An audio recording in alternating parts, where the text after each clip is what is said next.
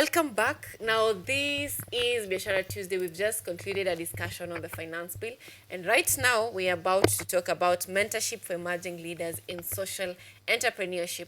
You know, in this show, it's always about giving you trade secrets, how you can become a better person in terms of investment. And today, there's an added skill that is communication skills and digital skills, because any good leader or any good entrepreneur is also a good leader, and any good entrepreneur is also a good salesperson. Any good salesperson is also good in communication. So all these things are intertwined together.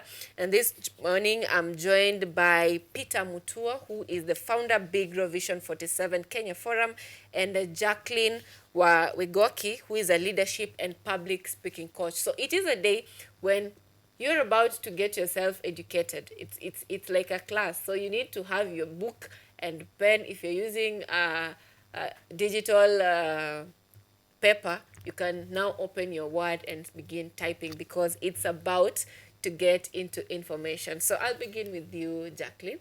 Thank you so much for making time for us this morning.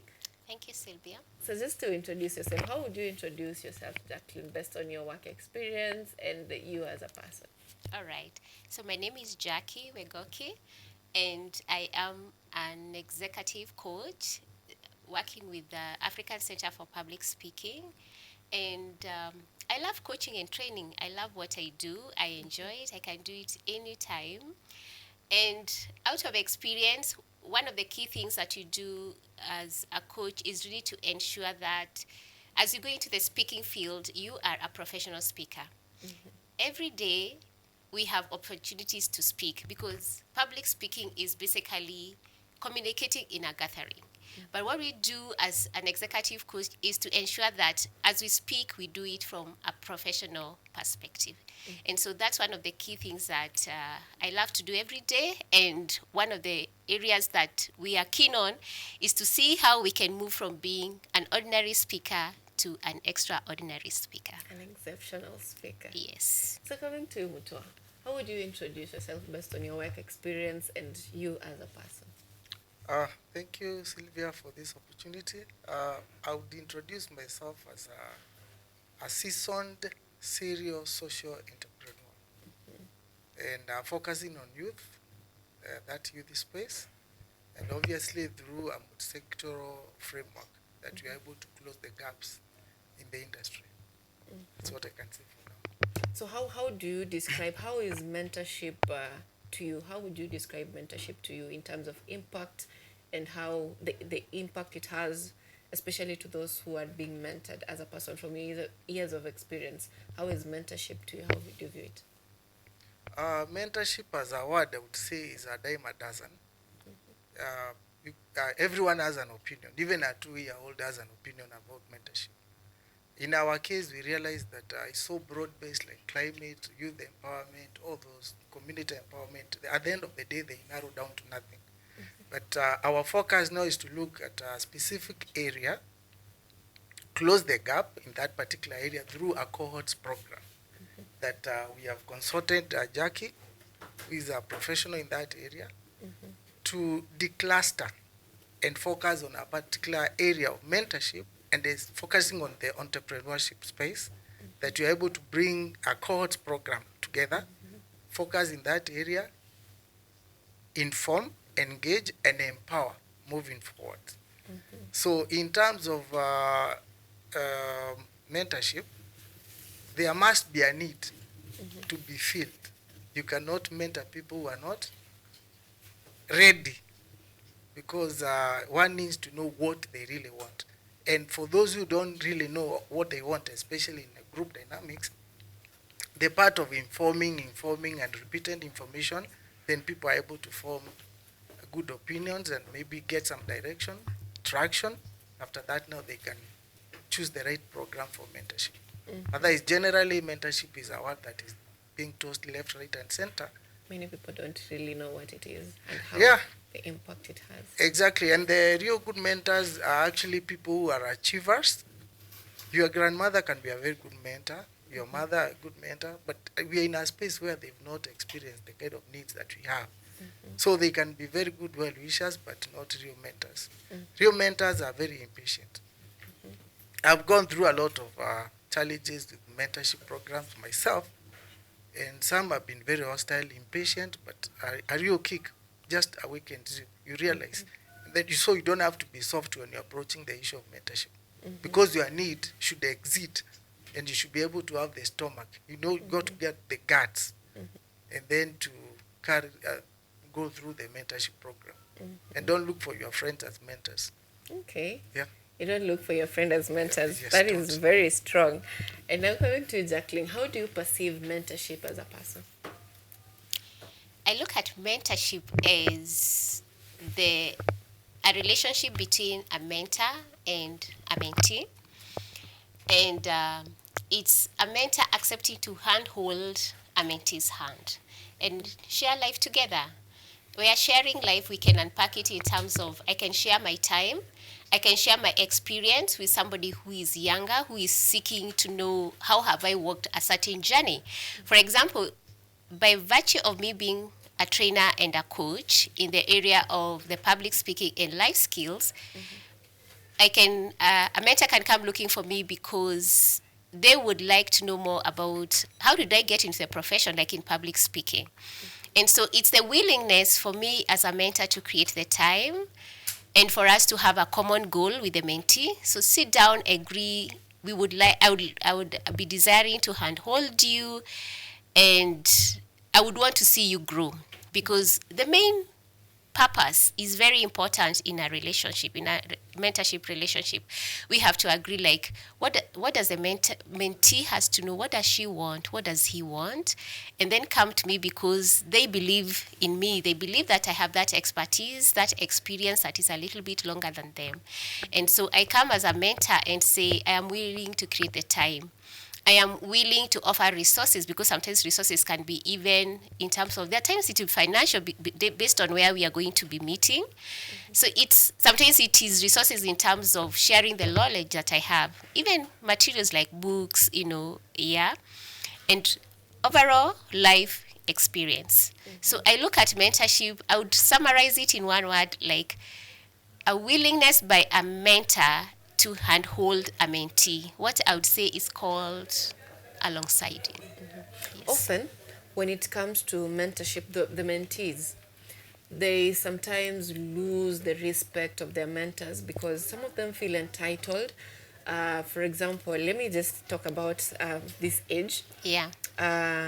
Sometimes you'd hear someone say, and this has also affected me, Yes. that you're addressing a bigger person and you'd say, you guys, and maybe it's you're having a mentor and then you're there on your mentor's DM, hey, hello, it gets a little bit disrespectful, especially for mentees. So from where you sit, what do you consider to be the factors that loosen the trust or the confidence of a mentor-mentee relationship and probably leading to the death of that relationship? I think there are a number of things that can lead to the death of a mentor-mentee relationship. And I can start by saying that it's very important as you establish this relationship, like I said before, have goals, establish boundaries, speak about the issues of confidentiality, like to what extent is what we are doing confidential between us, and also have a focus and commitment. And so what are the things that will make lose that relationship is, first of all, if I'm not committed, let's say both ways, the mentor and the mentee. And commitment comes in terms of, if I give my mentee assignment, like some work to do, some action to undertake, do they do it? Am I seeing the willingness and the desire to carry it forward? It's very, very key. As a mentor, I want to see that my mentee is even ahead. The other thing that will kill this relationship, like you said, is lack of is disrespect. And I think part of the respect can be brought in at the initial point where we are contracting or agreeing. Let me not use contracting because sometimes it's not always so official in terms of, you find many mentors are volunteers and it's a voluntary kind of a relationship. So at the beginning, as you speak how we are going to engage, it's very important to speak about boundaries. This is what is my responsibility as a mentor. this is what is your responsibility as a mentee. In this case, I'm looking at myself as a mentor because I'm thinking about the younger people. And so as you go along, keep checking, are we still on focus as a mentor, as a mentee? And in case you find some space where you start seeing like the respect has started going down, then it's very important to come back and remind ourselves together that, remember, this is the boundaries we set. Are we still on focus? The other key thing is look at your goals. You have to keep monitoring and evaluating. Are we still on track on the goals that we set? Because, and that doesn't mean we can't talk about other things, but we can't afford to lose focus, because, and then every relationship should also have timelines. I know sometimes you say my mentor is my mentor forever, but it's very important to have timelines. I usually think it's better to put it in seasons. Let's put a season 1 from this time to this time, even if we have to continue many more years, but at least we have seasons. Within these seasons, we have set goals, and we come back and ask ourselves, are we achieving the goals we set up within this season? If not, let's get back. If I'm consuming so much time of my mentee and I'm not moving them forward, then the mentee can start feeling like I'm not adding value. And that can make that relationship die. The other things that can make a relationship die is if the mentee, so there's a loss of focus, or if the mentee goalposts change and we don't communicate. Communication is very, very important. I realize that there are many times, many kinds of relationships will miss because of the issue of communication. So you have to keep finding a way of communicating that. If as a mentee I'm feeling that I want to end this because maybe it's a career relationship and my mentor was based only on the issue of career. Our relationship was focused on career issues. If I decide to change career and that's not the career my mentor is in, it is important for the mentee to come and let the mentor know that I feel I want to terminate this relationship because I have changed goalposts, and so I'll no longer be focusing on this goal, because it's okay to change goals. Yes, so those are some of the things that can make those relationships die. Interesting. Yeah. Now, Mutua, you mentioned earlier that your mentor cannot be your friend. So what do you think are the factors that can lead to a mentor-mentee relationship falling apart? First and foremost, they say success leaves clues. So you must have a very good idea of what you want. That's number one.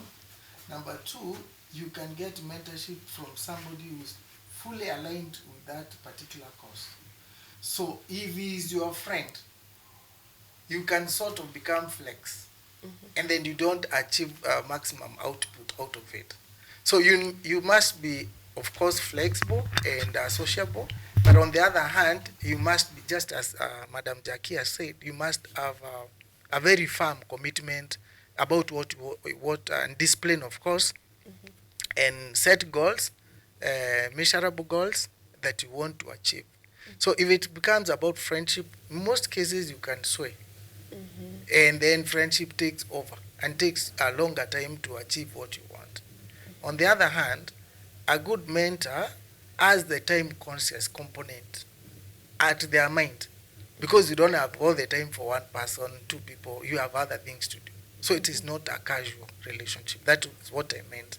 In some cases, you find a mentorship program has a cost, because if anything, time is a cost. In any case, time is money. Minutes is what life is made of. So to get true value in any expectation, you must know there is an opportunity cost. And friendship being friendship, then it means it's a compromised position in terms of even expectations, leniency, and all that. You can accommodate too much. You can't kick up. You can't really throw a proper punch. Just soft. But if you reach out to somebody that you know you want to deliver, you want results delivered, and you even look at your mentor, you even counter challenge that person. Tell that person, I'm not getting enough from you. I want more. Can you give me more? So at the end of the day, then it's not about simply leveraging on a social network, but actually a professional Network. Yes, and then progressively you achieve more. So friendship is key. Is it appropriate for a mentee to like boldly ask for more from the mentor? But of course, that is what a successful progressive account is all about. You must set goals and also exceed your limit. That's passing the mark. That's the most important thing. Because if you are, say, like they say, you when you pay peanuts, you get monkeys. So you need to have a real value, a sense of value, quality. And quality must be held a certain level of just a normal, must exceed the normal expectations. So obviously it is important that you expect more from your mentor.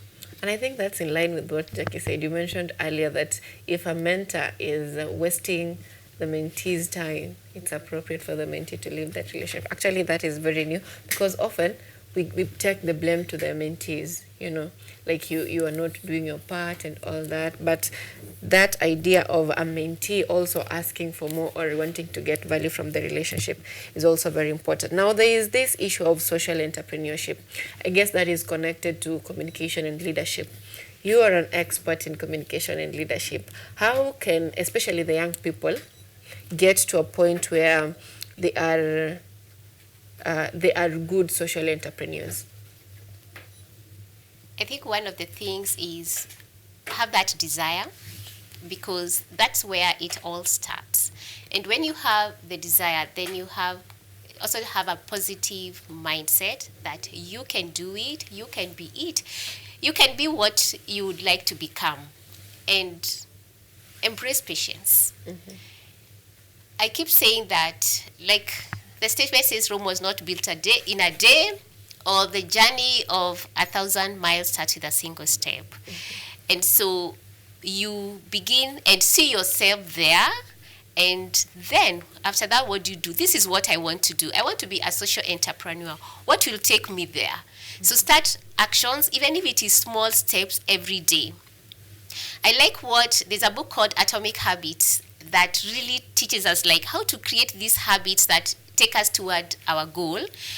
And you stay in a position whereby every day you are committed. So the other thing is commitment. That you are committed, that even if it means doing one small thing, it may not be the greatest, but something that will take you towards what it is that you want. So take the commitment and set aside action plan.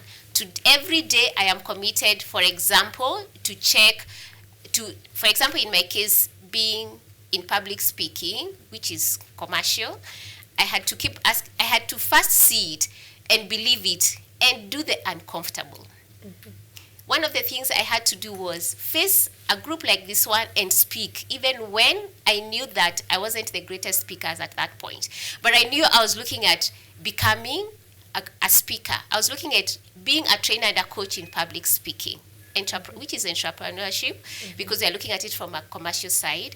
And so after allowing myself to be uncomfortable, I would find myself in forums where I would speak, even when I would sometimes maybe stammer, or sometimes I would shrub, And with time, the confidence kept building the more I practiced it. Then I looked for a center that does that training. So part of it is look for others who have been in that field. Now the mentors, the expertise in that field, go for it. So allow yourself to be comfortable. Get commitment. And all this is part of your action plan, meaning that you must have a roadmap that says, this is where I am today, the here and now. 2-3 years, there and then, that is where I want to be. Craft that graph, and in every space say, this is what I'm going to do in every section of this roadmap, between now and there, here and then, which is maybe 2, 3, 5 years ahead. The thing is, putting that action plan in place is very important, but more important is ensuring that you implement, you execute. So you're going to tell yourself, to execute this, I need to know that. Now you break down every piece of this roadmap into smaller sections, where you're saying that between this time and this time in this year, I need to have achieved this. Keep checking. It's advisable to have even an accountability person, and your mentor can be that. Keep checking, am I working toward that goal? And don't forget, evaluating is very key. Keep evaluating the goal, keep evaluating the results, and keep celebrating yourself for the milestones that you make, however how small. As long as you see you have made a difference between moving from step 1 to step 2, find time to celebrate yourself and keep learning and adapting. Most people forget that part of celebration. Yeah. They're always beating themselves up, Yeah. I need to do this, I need to do this. Now, there is the aspect of developing the entrepreneurship skills, especially of the young people. That is what you focus with often. So, how has it been like handling the young generation in terms of entrepreneurship, mentorship, and how are they taking it so far? Thank you for that. Because in my very good experience, number one, we need to understand what social entrepreneurship is all about. It's actually identifying a gap in our society and develop a concept, a scalable concept or a business model that is able to fill that gap. So in our case, I looked at the needs among the youth.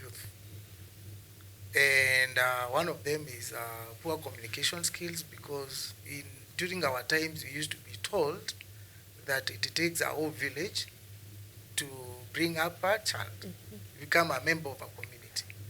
Now, due to urbanization, changing lifestyles, schools, and all that, so you are finding that there is a lot of isolation, and kids are able to even bring themselves up.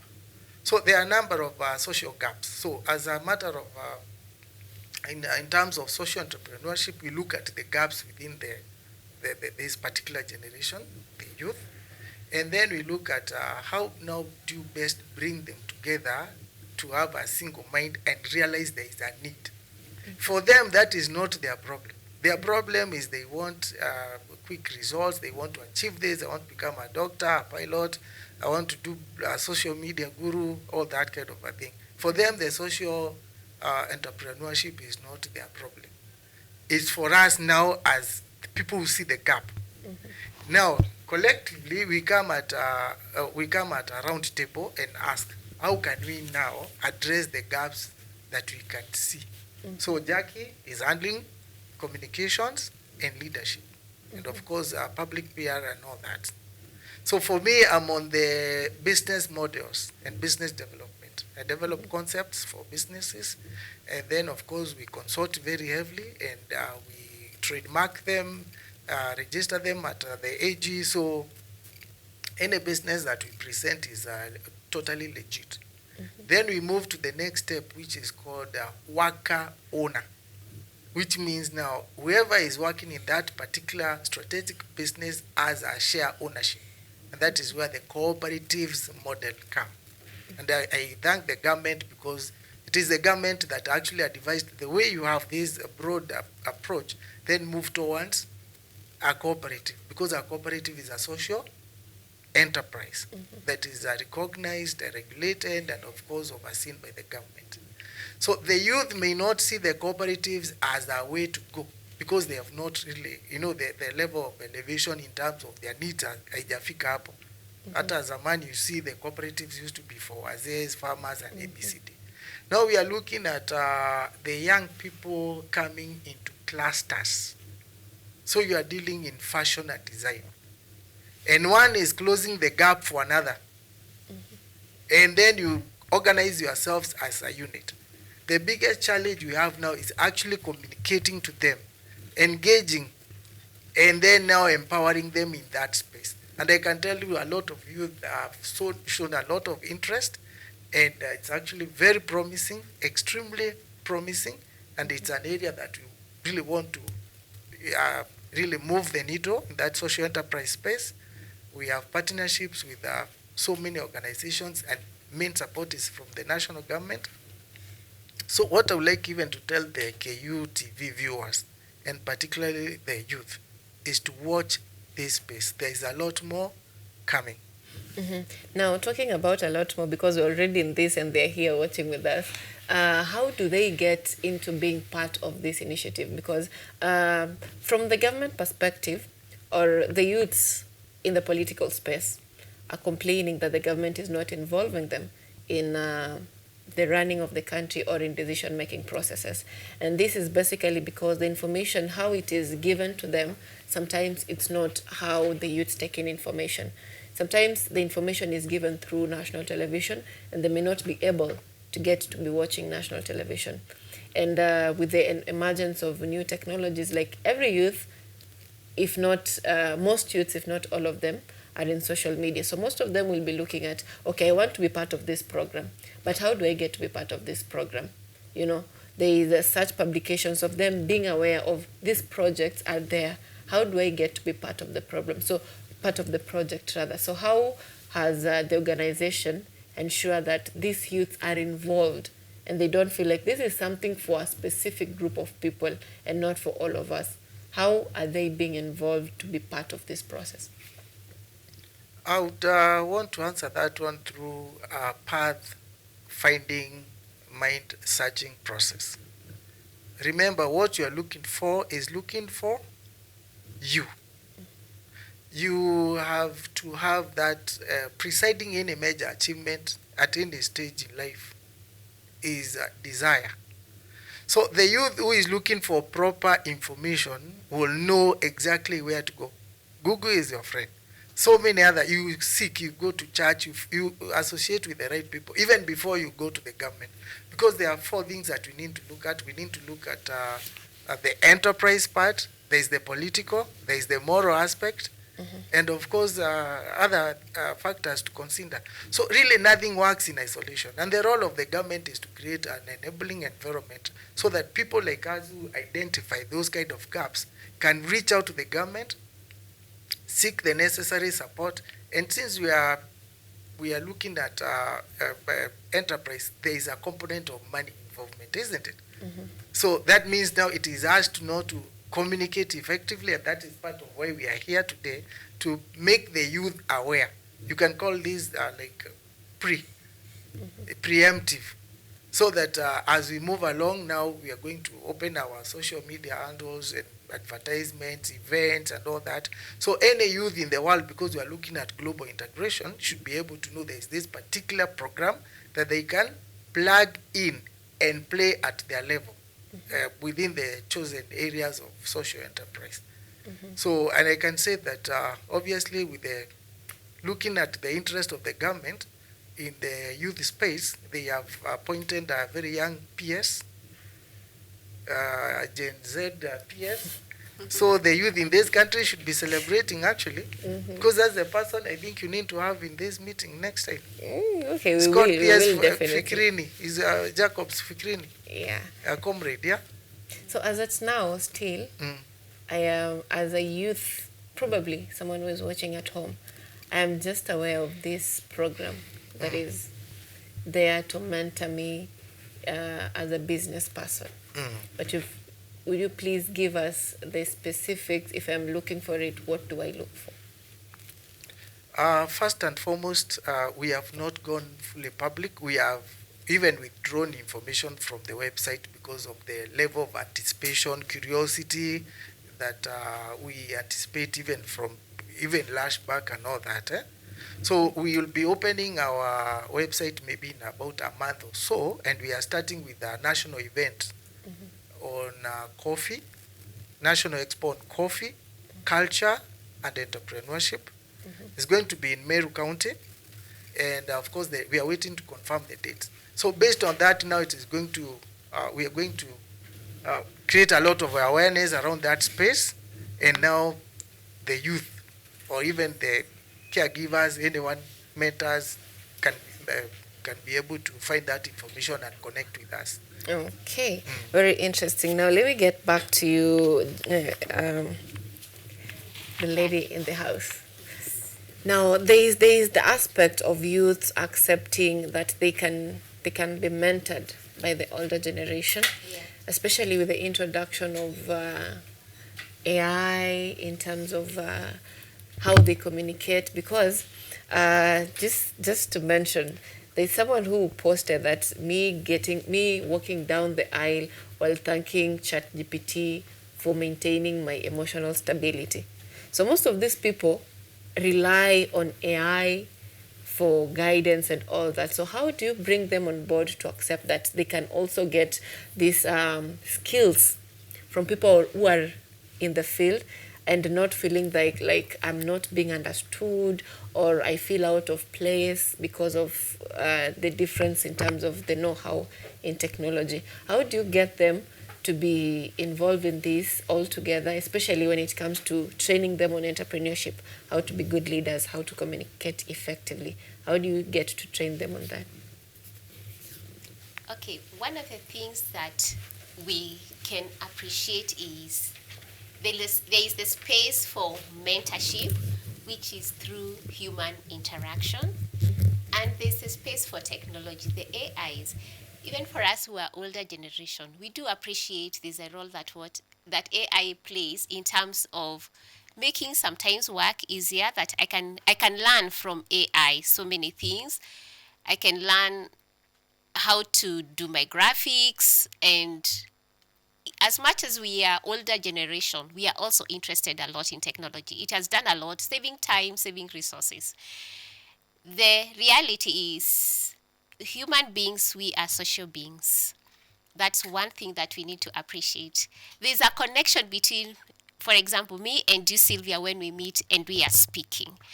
And while appreciating that, even in a mentor-mentee relationship, by the way, one of the things that I would like to tell the young people is, even if I'm older and I become your mentor, it doesn't mean that you have nothing to offer me. I look at mentor-mentee relationships or mentorship as a win-win, because anytime I have engaged a mentee, I realize there's also a lot that I learn from them. And so at the end of the day, if I have an open mind as a mentor, I'm also receiving. It's not only that I'm giving to the mentee. And I take the time to appreciate my mentee and tell them, this one you have taught me. You've brought a new insight out of our conversation. So let the mentees also appreciate that we value them. And some of us, our passion is to work with the younger people, like he has said. And so when we are given that platform out of passion to do it, there is so much fulfillment that comes to us.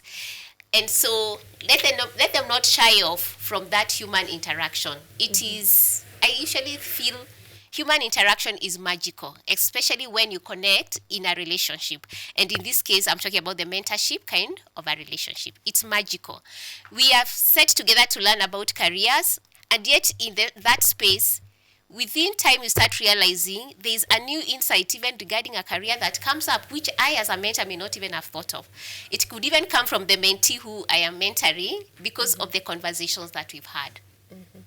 That aspect of working together, journeying together, reveals a lot. And there's something we call reverse mentoring, where the younger people even mentor the older people.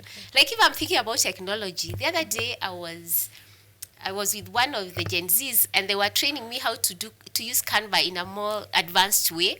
And I appreciate them. I tell them, wow, this is really at another level. And it's because I look at them and I admire them. So I can do it basic, but they show me how to do it in a more advanced way. And I'm like, I'm humble enough to listen and to learn. So the other thing after appreciating human interaction is that also appreciate that there's something about having someone who has had a similar experience that is aligned to yours by authority of this, and they have a level of expertise. They will make your grounding, I would say, a little bit easier because they have walked that journey before. And one of the things I also tell myself is, if I can make your life not really easy, but I can make it easier for you to transition, make it a bit easier for you to get grounded in what you're doing, why not? That's why we were created, to serve each other. And it doesn't mean that I'm serving only the older people. It means that I can serve even the youngest toddler. I can serve my children. I can serve the youth. I can serve even the older than me. So appreciate that. If somebody can handhold you, and it might save you time, and it might even save you resources. We've had cases where mentors go out of their way because that's what they have been called to do. So you'll find they go out of their way to ensure that this mentee has connections beyond I as a mentor you know, and so they ensure that they're also helping you to build connection. So in a nutshell, it's telling the younger people, the youth, that see the value of a mentor beyond just the two of us. There is so much more in it. If you can sit and unpack it, you'll be able to see this mentor will take me places because they'll connect me with other people who are like-minded. This mentoring relationship will give me a space to get grounded and find it easier to walk this journey in my career or in life in a more advanced way. And of course, there's the aspect of, if a mentor has been that journey before, there's learning. There is a level of learning that takes place. So we can say that there is so much more in an effective mentor-mentee relationship. As we appreciate the AI, let's not forget human interaction. It is key. Very important. Yeah. Okay, now coming back to Mutua, in your line of work, especially dealing with everything to do with investment, what is your greatest? This is not achievement because you've had so many achievements. What is your greatest, the thrilling moment that you had when it comes to mentoring a young person to become a better person, or having a successful business that you have mentored? Mine exceeds some limits because I have global networks. There are people that we have been like engaging continuously online for such a long time, and when they share the products that they've developed out of my interactions with them, and these are people in very advanced world, and I feel that I've really achieved something on the other side. And here locally, I think I have a very good number of young people who can show what we've been journeying through together, and what you're about to present is actually a collective achievement. So looking at some of the things that we'll be presenting have not been developed alone. First of all, some of the best graphic designers who are young people. We have other talents even in sports, and then of course communications. But then we want to bring this thing to a level where it is a platform, that a go-to platform. And particularly, Sylvia, we are looking at an age where, talking of AI and all that, people have become runway mindsets that you cannot, the levels of concentration are too low. So stabilizing the mind to concentrate on an idea long enough to develop a tangible and a scalable business model is one of the things that sustainable long term is one of the areas that I feel we have something that can go on and on and on, despite the challenges of the flippant mindset the young people have at the moment. The other thing, again, is we are looking at where even the corporate world is changing. The young people are getting jobs in terms of contracts, 2 years, 3 years, then they change because most of them are moving towards online writing, IT and all that, marketing, 2 years. So you cannot develop your life long term through a short term contract. You cannot plan for your life. So in terms of mentorship in entrepreneurship, we are looking at how can you, regardless of how many times you change positions, can you have a certain path that you can pursue, whether you are here or abroad for a long period of time.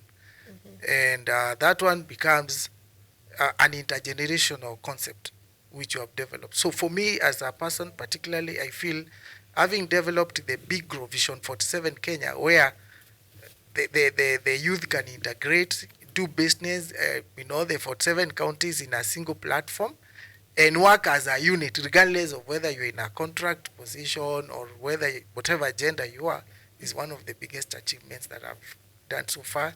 Again, being here today, talking to the world with you, Sylvia, and your team, and Madam Jacqueline, thank you very much. It's a big achievement. Thank you. Thank you so much. Now, Jacqueline, there is this aspect, allow us to get biased a little bit, because when the young people get into the leadership spaces, because we deal with leadership mentorship. When they get to leadership spaces, it's always a challenge to two groups, to the youths and to the women. The youths, you have to prove yourself, having minimum experience. So you have to prove yourself that you can do this. And also, it's always a semi-bias also to the women. So how do you bring this mentorship to a balance between the youths and the women, especially bringing them together and helping them feel like, okay, we got this, we can do this as a whole, like the other people can do it? Yeah. So one of the things that is so important for any human being is believing in themselves.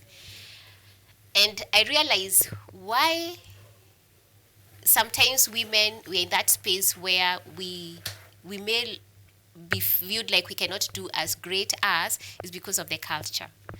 And so we appreciate that we are in a modern world where people are starting to see that women have such capabilities, and that's why we can see many fields have changed. Like when you go to corporates, when you go to the religious sectors, we are finding women coming up in leadership. I would look at that as being one of the things that would inspire us as women and as youth to believe in ourselves and believe in us. That we have seen role models. We have seen great women and great young people have extraordinary achievements when we are looking in terms of corporate leadership or even leadership of their own organization. Mm-hmm. And that can be one of the ways to appreciate that we too can lead, young, older.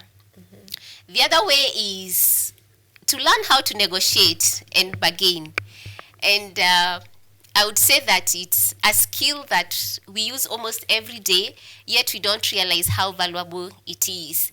And we can keep growing that skill so that we are also able to negotiate at that level of where we believe we are worth. Mm-hmm. And one key thing that I would emphasize is to the young people, to the ladies, is don't undervalue yourself.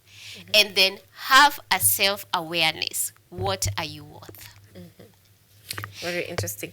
Now, as you bring this home and give a takeaway to our viewers at home, yes, what is the greatest achievement that you consider in your line of work, and how do you measure success? This, even as you give your final remarks.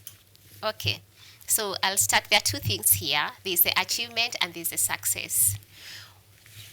There are many achievements, like you had mentioned earlier, Sylvia. But one of the achievements is our time. By the way, I'm an alumni of KU, and I was in KU in the 90s. So coming back here is giving back, and I appreciate the space. So one of the achievements is I was trained as a teacher. I did Bachelor of Education, and I went and taught high school for a number of years. And yet I was able to transition, from teaching. I still do training and coaching, which is very related because that's what I'm passionate about. But now I'm doing it, in a broader sector, the corporate, the NGO world. And so it has given me a much more bigger experience than possibly being in a classroom. And I'm not underestimating that. Even the experience in the classroom was great. I love the students, and I remember the days I was teaching, the kind of connection with the students. I mean, they still call me Mwalim, the ones who find me, and it's such a great feeling, which now I would translate it to also the ones that I walk the journey with in the area of public speaking and coaching. Mm-hmm. So one of the thing is, one of my greatest achievements is that transition, and of course being able to find myself even in this era of technology. Back then, when I was teaching, technology was really not there so much, like the way it is now. And if you look at the training sector, there's so much that has happened in terms of having to change the way we do our trainings to ensure that we are embracing technology. Mm-hmm. Yeah, and of course, being in a space where you can see progression. I think for me, that's also an achievement, that you can see your life has progressed. You've had your downs, there are moments you fall and you hit the ground so hard. And yet, I've also been able to arise. And I can give stories if there was time. that's a story for another day, Another of day. days that I have really been hit so hard, and yet I still found my way back up to keep going. Yeah. What do I look at success? And I want to appreciate that success means different things to different people. But some of the key things that I look at when I think about being successful is really being in a space of shalom, really having whatever I do bring me peace and fulfillment, being in a space where I can be able to, take care of myself, take care of the basic needs that involve me and my family, and also being able to pour into other people's lives. I would summarize it, it's being in a space where I'm living my mission. And so my mission is to catalyze the flourishing of people. And so if I am doing things that help catalyze flourishing, it comes in many ways. When I mentor, when I train, when I coach, all from my own children, my family, to the people, to the world, then fulfilling that mission is success. And being able to look back and say, I am progressing, because growth is very important. So as I grow, I am growing others. Important. As you grow, you're growing others. Now, coming back to Mutua, this is the time I would like for you to have a final remark and also an encouragement to the young people who want to venture into entrepreneurship. Thank you once more, Sylvia and your team. We are grateful that you are here today. What I can say is this is a scratch on the surface. There is a lot more coming, and especially the young people. First and foremost, have an identity. Who are you as a person? Number two, what do you want? And here you separate the needs and the wants. Because one is an easy talk, the other one is a lifetime journey. Then what do you need? In the terms of what you need, that's where the people now come into space. What do you need? You need a pen, you need a paper, you need a mentor, you need a media, you need blah blah. No. So then the last one is you must have focus, and focus you can only achieve focus through discipline. First identify so that you have you develop some level of personal integrity and character. They don't just happen in a void. You must have good self-awareness, have a sense of direction, be willing to pay the price, and then reach out, because there are people there willing to hold you and go the journey of success with you. And success is not just a destination, it's a journey. You step one step, then that's success. But then continuous progressive success is what life is. There is no stopping in life. And a senior government officer once said the youth should consider the world as their oyster. I mean, it's a play field for you to succeed.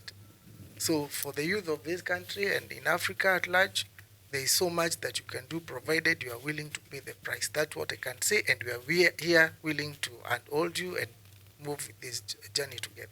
How do they reach you? We are going to open our social media website and all that. However, for now, you can interact with KUTV, because this is a great platform also for learning, isn't it? Okay. Yeah. Very important. Interact with KUTV, because this is a great platform for learning. So that has been on the launch with our guest in studio. That is Peter Mutua and Jacqueline. Thank you so much for making time for us this morning. It's always a pleasure to have you on board for our audience education.